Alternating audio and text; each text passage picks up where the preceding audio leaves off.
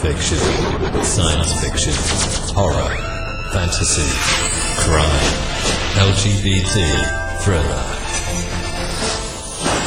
You have now entered the House of Mystery with your hosts, Eric Shapiro, David North Martino, John Copenhaver, and Al Warren. Heard on KCAA 106.5 FM Los Angeles, 102.3 FM Riverside, and 105.0 AM Palm Springs.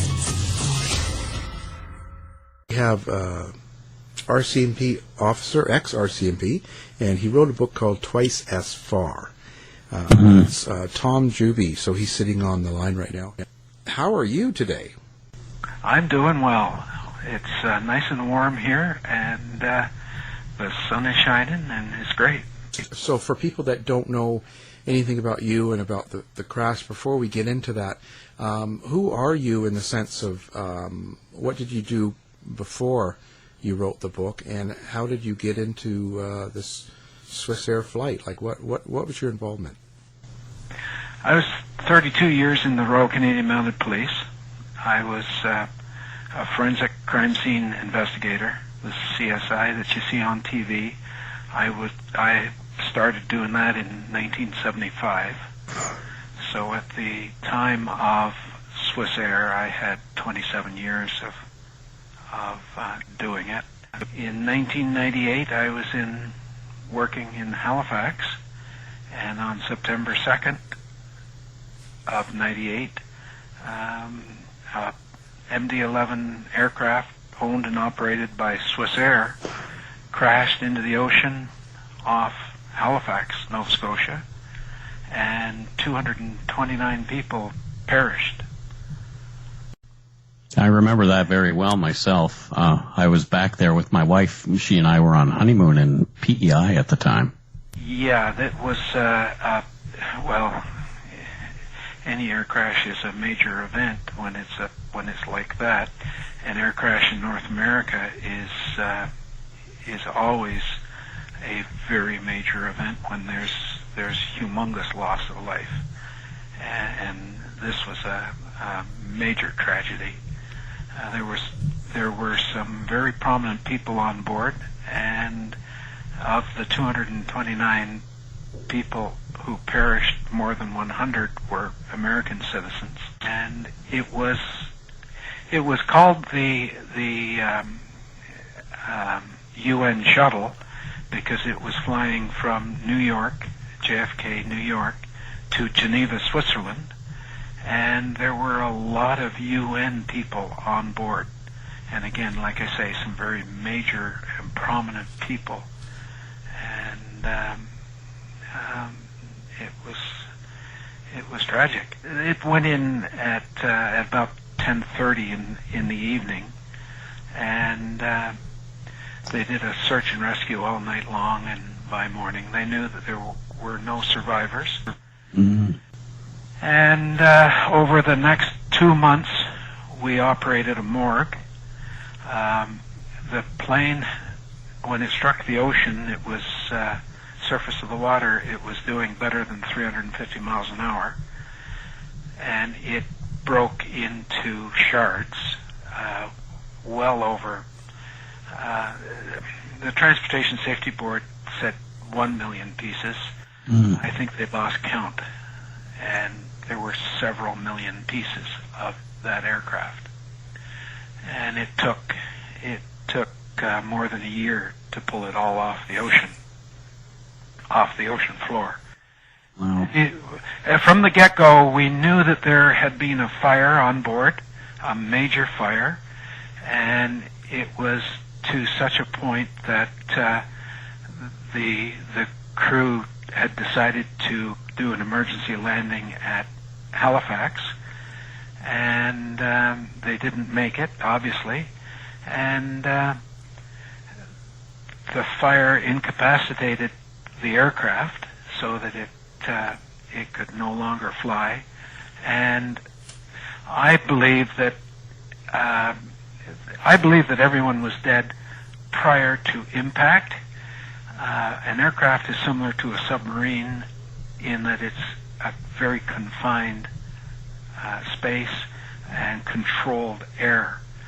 And you had a major fire with lots of plastics burning, lots of cyanide, and that air is circulating through the cabin.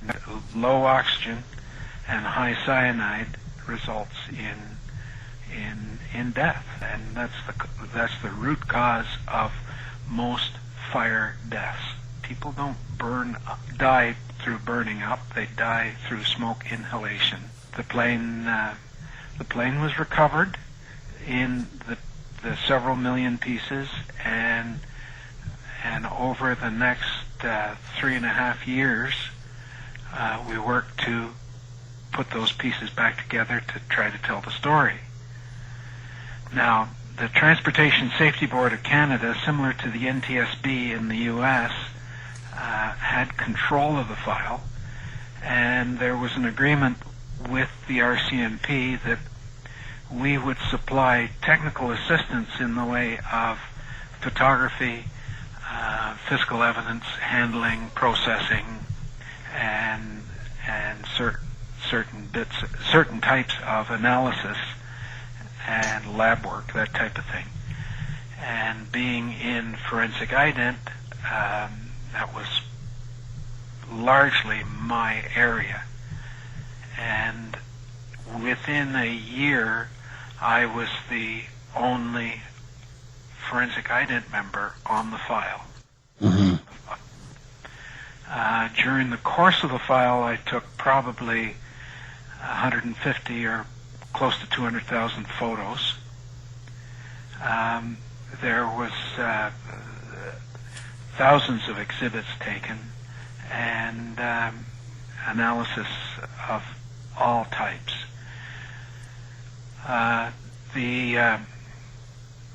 Again, as I say, there was a fire, and we knew that the plane had gone in because it had lost control due to the fire, but what had caused the fire? That was the main question. So it came down to a case of trying to search for that cause. Initially, and the media played a major part in this, I think, and I have my comments about the input of media. Because right away the armchair guys who knew all about plane crashes said that it was the in-flight entertainment system that had caused the crash, caused the fire.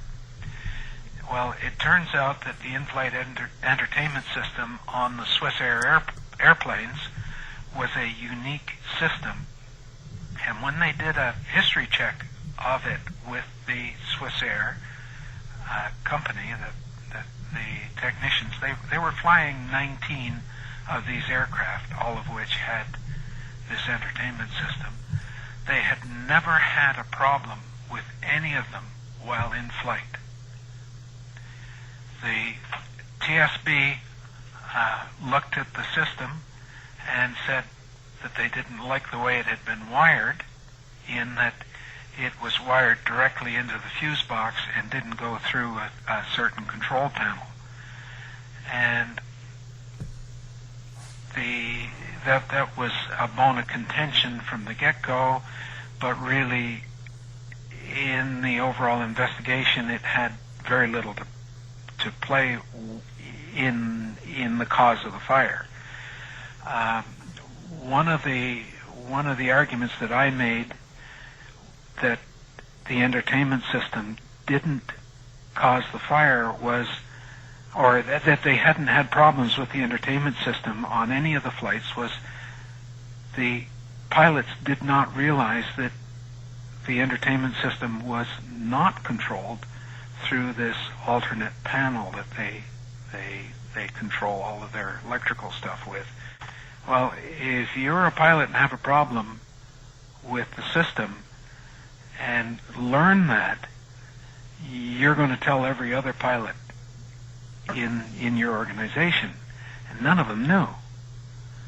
So, the argument is, I don't think that the entertainment system was a problem at all, period. So we realized, during the investigation, we realized that there were several dozen short-circuited wires.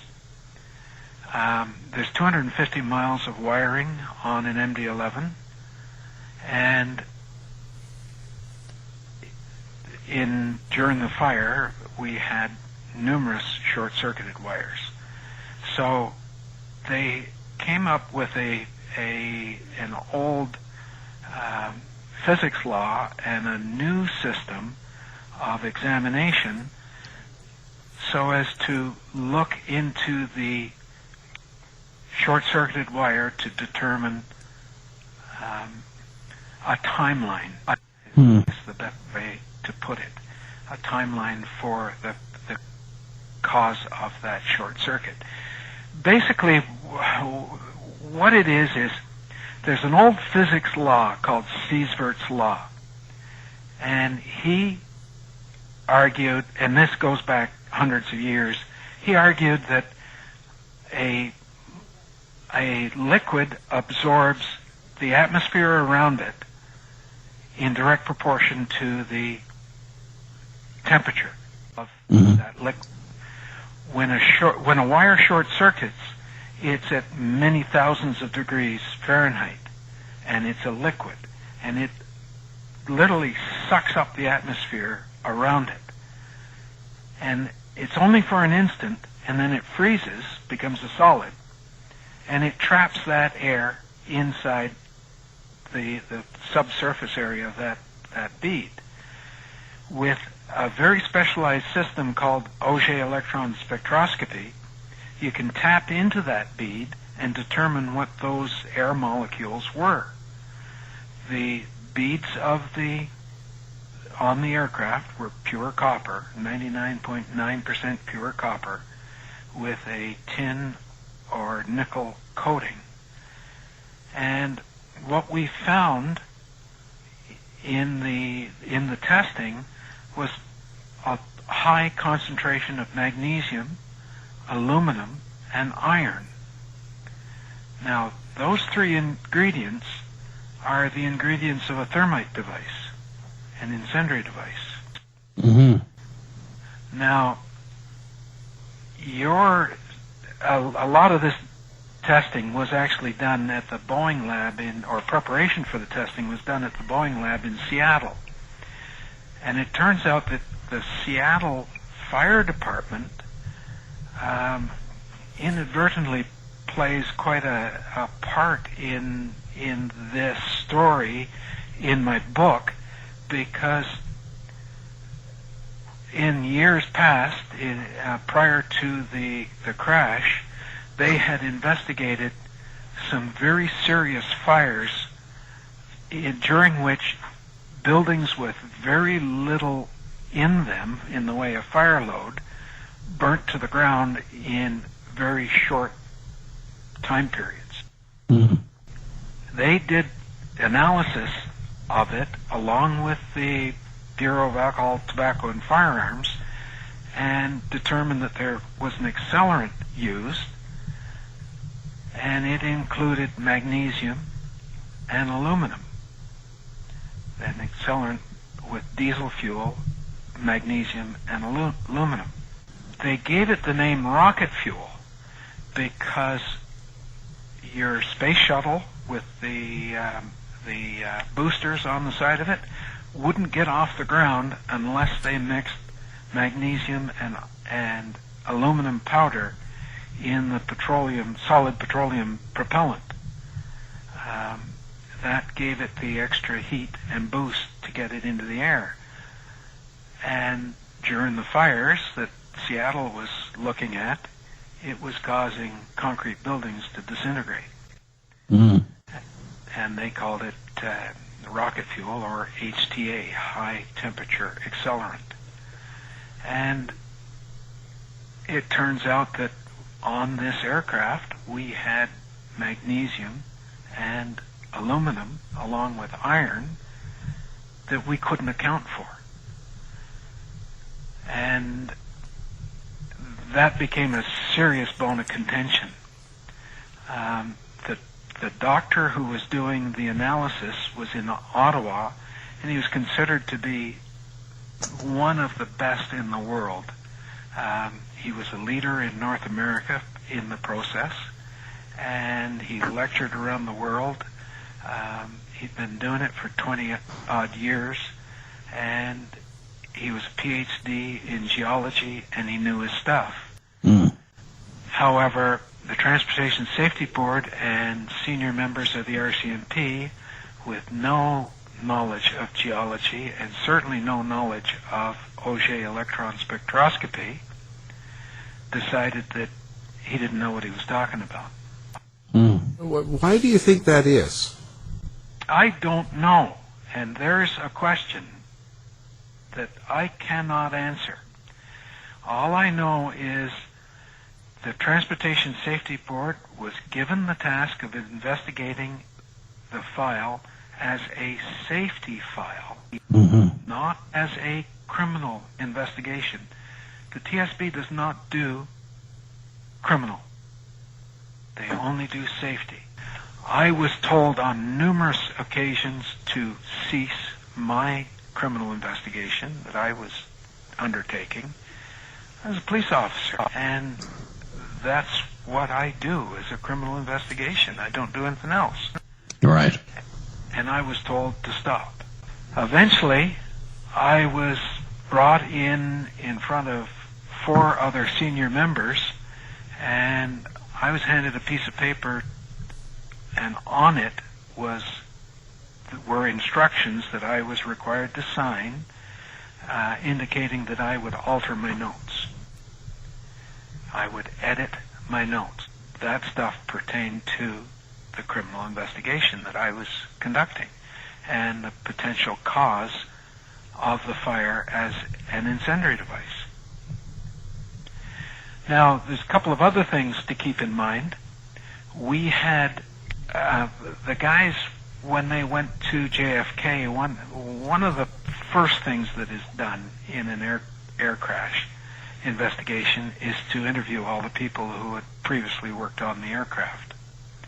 When it's at the airport, you have aircraft technicians who might be there to service various parts of the plane, but you have a cleaning staff, you have a catering staff, and you have various other people who work that airplane. And they interviewed all but one. One person at JFK Airport worked the one shift, worked on that plane, and was never seen again. They don't know who he was because he gave false identification. And this is in 1998. We still to this day don't know who he was. Now, where the fire was, where it was situated in the cabin, anyone with limited instructions would be able to access that area and deposit whatever they may have deposited. And it would have only have taken a pair of coveralls, a stepladder, and a few seconds. I've got a question for you here, Tom. Can you speak a little bit about what the motive might have been for this kind of situation? We know that I believe the plane was called, or that particular flight was called the UN shuttle. One of the other things that is normally done on the airplane, on a crash, is to find out who the people were that were on board. We knew name, birth date, address, but Fred Jones, who actually was he? Who was he working for? Why was he on the plane? Why was he going to Geneva? Where was he going beyond? Was he meeting up with someone, or, what about him? What did he have any enemies? our guys who were doing that, and it's called profiling, our guys who were doing that, by day 3 were told to shut down. We don't want it done. We only know a couple of people who were on board, their histories and whatnot. And of those people, they're very prominent people, and they could have been targets.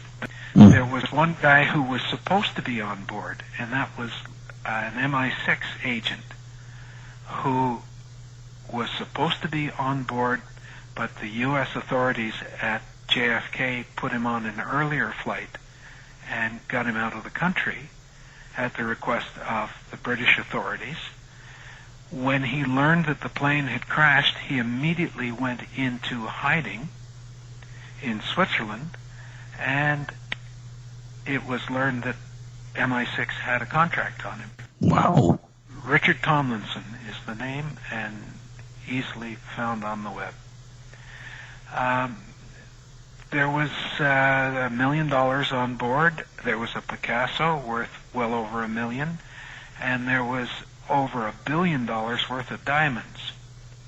We never recovered the diamonds, and we don't know if they were ever on board.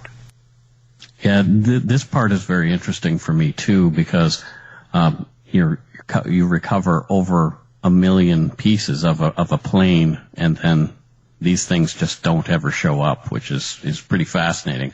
But I'm sure they were insured for the amount that they were worth. I would imagine yes. To tell you the truth, that was not part of my area, so I didn't follow it. But yeah, one thing I have learned is that there is a possibility that they were recovered by the U.S. Navy, but it's only it's only a possibility. One of the ROV operators recovered a briefcase, and he had been told to locate it, and he did locate it and found it, retrieved it with his ROV. We don't know. It was never recorded, and we don't know whether it was the diamonds that were on board or whether it was a courier carrying diplomatic stuff. But the argument, I guess, is New York to Geneva. You've got the UN, but it's not an embassy. Like, it would be a Washington flight. You're going to Europe where your couriers would be carrying diplomatic stuff. Would they be on this flight? I don't know. And that's something that, maybe someone who was obviously someone with more knowledge than me would know. Apparently a number of them were UN employees. So but would they have a briefcase handcuffed to their arm? Right. Yeah, we don't know that. And that's where the passenger profiling comes in. Why were we told, or our guys told, not to profile the passengers, not to find out who they were? The guy who serviced the plane and was never found again, the U.S. authorities at the airport made the comment, "Oh, that's not unusual. We often have, at that time, employees who only work the one shift, and we don't really know who they are." My argument to my guys was, and how many planes crash within an hour of those guys working on them? An opportune time for someone to put an incendiary device on. Now, was it there to cover a theft, or was it there to take out someone? How was it with the other RCMP people you worked with and the other officers and stuff? Did you have anybody else that were sort of supportive in what you were doing or thinking? Yeah. One of the other guys, he'd gone to New York and met with the BATF people, alcohol, tobacco, and firearms, and they were going to come up to view the wreckage. And the BATF is considered to be some of the best fire examiners in the world. They're renowned for what they do. And when our boss found out that they were coming or going to come up, he forbid their attendance. He ended up going to this member and telling him that he wanted his notes amended. He wanted to change his notes. And then he booted him out of the hangar, kicked him out of the hangar and off the investigation, and he told him he was to have no further contact with me at all. Now, this guy, Carl, he had contacts with the BATF. The BATF knew about magnesium and aluminum and HTA, high temperature accelerant, rocket fuel. If they had come up, I obviously would have been speaking with them, would have told them about the high magnesium and aluminum and iron that we had, and somebody would have joined the dots. And my bosses did not want that. Now, why? I don't know. But somewhere in there. And to tell a member to change his notes, to tell a police officer to change his notes and to destroy evidence like that. Notes are evidence. Yeah, right. Evidence. That's obstruction of justice. That is a serious criminal offense. I'm trying to figure out the reasoning behind their movements. Like, if there was some bomb or something to ignite the plane, to take down the plane for a particular reason, why are the upper brass in the RCMP and people like that trying to hold back that sort of investigation or discovery? Like, are they involved in the missing items? And like, I'm trying to connect them. I know, and it's a quandary. I do not have the answers. All I know is there's a whole lot of things that point to the obstruction, and there's documents, and I have documents on my website. I have statements, like my notes, different comments by those officers, and statements by members of the TSB. When you put them all together, they form a series of dots, and they travel in a certain direction.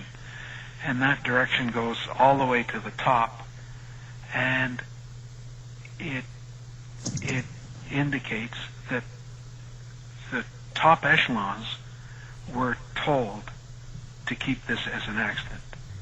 But back then, it was kind of, we don't want to tell the public, keep it quiet.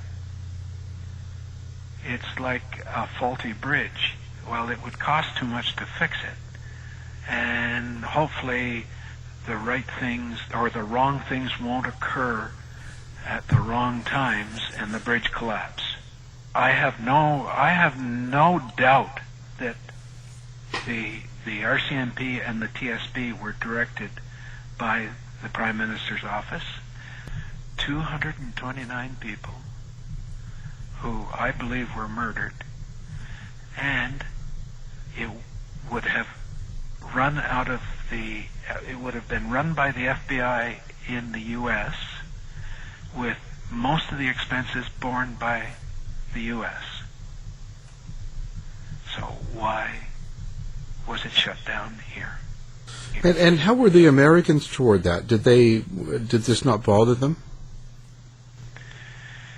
I only saw 2 FBI agents, and they were up for the morgue facility, and they were fingerprint guys. And other than that, we never saw them. When it came time to meet with them down in the States, my boss and the crew that went down, they did meet with them, and there were discussions, and it was, I can only assume it was put forward that there was no physical evidence to indicate a incendiary device or a criminal device, and it was a safety investigation. And again, it was the in-flight entertainment system that was the cause. You know, when we watch the different documentaries out there, there is one on, of course, the Fifth Estate, and then there's one on, National Geographic, and there's another one too. They talked about the insulation blankets being very flammable, but yet on your report, you're saying that you couldn't. It was too difficult to light them on fire. How can it be? We did tests. Yeah. We did tests at the FAA down in Atlantic City, and we set up a mock frame similar to the overhead area of the MD-11, and we put the blankets in, and we put in the air ducts and what have you. And we tried to melt aluminum, and we put the insulation blankets in, and we could just barely get the stuff to burn. We could not melt aluminum, and it was a slow fire. The stuff did burn, and everything is relative. If you don't want it to burn and it does burn, well, then it's highly flammable. But if you've got something, if you're trying to cook on your barbecue and you've only got the dregs of the tank, a propane tank, and it's only sputtering, well, it's not going to cook your barbecue, is it? But it still could cause a fire. It's the idea that we could not melt aluminum and do the damage that was done on our crashed aircraft. We did tests until the very last burn. And what it was the intent was to put an equivalent amount in to the frame and have it burn all at once and see how much heat it generated. When later on, when I did the math, I found out they had put in more than 6 times the amount. And it melted aluminum all right. The frame cracked and there was all kinds of molten aluminum, but it was 6 times the amount. And it was fluffed up. If you burn a newspaper and roll it up as a log, your newspaper will last for hours. But if you take each page and crumple them up and throw them on the fire all at once, you'll have a raging inferno that just lasts a few seconds. Same material, but its physical properties are different because the amount of air that's involved and how it's situated. And that's the thing on the airplane. When the blankets are in place and there's multi-layers and you have moisture from condensation, they're hard to burn. What kind of response are you getting on your theory and the book? When I put it forward to the CBC back in 2010 and 11, and Lyndon McIntyre looked at the thing, he was absolutely astounded. In fact, he was interviewed just a year ago by a local paper down here, and his comment was, the one program that he retired, of course. In all of his years with the Fifth Estate, the one topic that he had a real problem with, in that it wasn't resolved, was Swissair. That there was a problem in the investigation, and he could never understand why it was dealt with the way it was dealt with. That there was evidence that was denied. What do you hope people get from your book, and where do you want it to go? I would like to see an inquiry. I hope it's a public inquiry, and this is similar fact evidence. From the top down, said, yeah, it was okay for them to come to me and tell me to change my notes. And to overlook that material. And that is wrong. That is illegal. Yeah. Those are serious. We're talking 10 and 14 years in jail for a sentence on those things. That's not just running a red light. Well, it's time for those officials to stand up and be dealt with, and to create an example of them. Because in this, as far as I'm concerned, here's two cases that I know of where this one inspector hid evidence or obstructed justice. And he retired, got a real good pension, and went on to a second job with now another pension. And, oh yeah, he's just wonderful. Wait a minute, he's a criminal. As far as I'm concerned, he's a criminal. A guy did 17 years. 229 people were murdered. Nothing done about it. Boeing and the airline companies basically have not carried out most of the recommendations that came out of that crash. Why? Because they knew that the recommendations were bogus. No, you have a website out there with the timeline and everything. Where can people go to find out information? Twice as far, or Swissair111.ca or .com, but twice as far, and all one word. And if you, or just query my name, Google my name, Tom Juby, Juby, and it will come up. The website, when the initial program came out, I had a lot of people say, you don't know what you're talking about, and you're not an investigator, you're an ident guy, and ta-da. You don't know the whole story. So when I wrote the book, I realized I couldn't put all the information in the book, or it would be 1,000 pages. So I decided I'll create the website to put the documents in, and put the timeline and copies of my notes and this and that. And the documents are there. The form that I was given telling me to change my notes, it's there.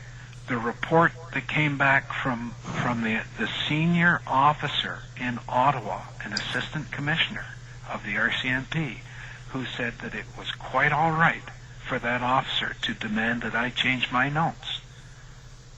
That report is there. That links right the way up to the commissioner. They're complicit in the whole thing. It just, it is an obstruction of justice to change your notes. Has there been any threats on your life or anything like that? I'm a big guy. So, yeah. And I'm a good shot. So I always used to say, if somebody's going to shoot me, they better be good on the first shot. Yeah, get me good first. I watch over my shoulder and whatnot, but and that's one of the reasons why I put out the book and in the website, too late, guys. If you're gonna shut me up, it's too late. Hopefully, the right people will get hold of it, and we'll go somewhere. The only thing is, the problem is the politics. Well, our hour is quickly up, and on that note, we're going to have to cut it short. But we've been talking about Twice as Far and the author Thomas C. Juby. And thank you, Tom, for giving us some information. Well, thank you very much. This hour has flown by. It certainly has. Thank you, Tom. You've been listening to the House of Mystery radio show. To find out more about our guests, hosts, or show, go to www.houseofmystery.com. Show's over for now. Was it as good for you as it was for me? Well, good night. This has been a production of Something Weird Media. I'll be back.